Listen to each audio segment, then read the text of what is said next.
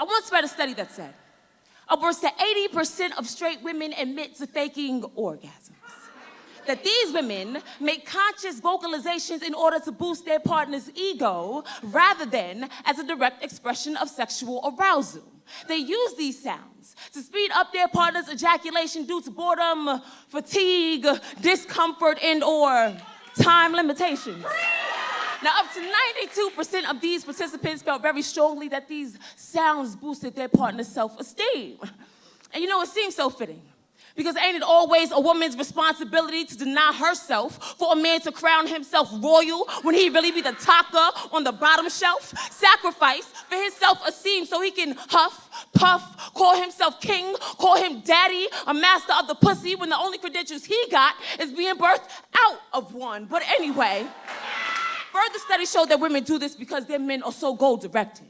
They won't stop until a woman climaxes. Won't stop even if he has to force her into a climax. No wonder he thinks coercion is consent. Force be the language of boys looking to be men. Force be the only good fuck, and he got to fuck to find his masculinity. Ain't his manhood wrapped up in the conquest? Can't be emperor if you ain't conquered someone's territory. Ain't figured out how to master his own, so he came looking for mine. Another common reason that women fake orgasms is we tend to believe a man's satisfaction more important than our own.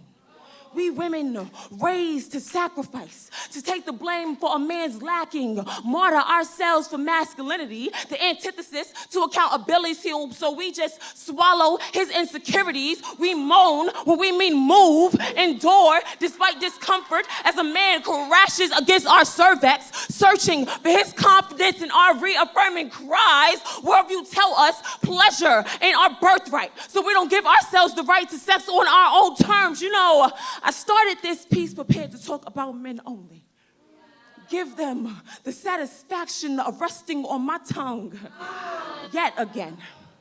But I figured this be my poem, so I do not need to spite myself for their enjoyment this time. This time, I be the only one who reaches the end. I swallow my fears. I spit out my demands without apology. I make Sharon of my body. I worship her with my own hands. I learn what makes her sing her own gospel. I explore this prayer. I uncover the treasure once buried beneath the shame. I take back the power I once gifted. And these fake orgasms, I grant myself pleasure and permission to climb and climax for real every motherfucking time.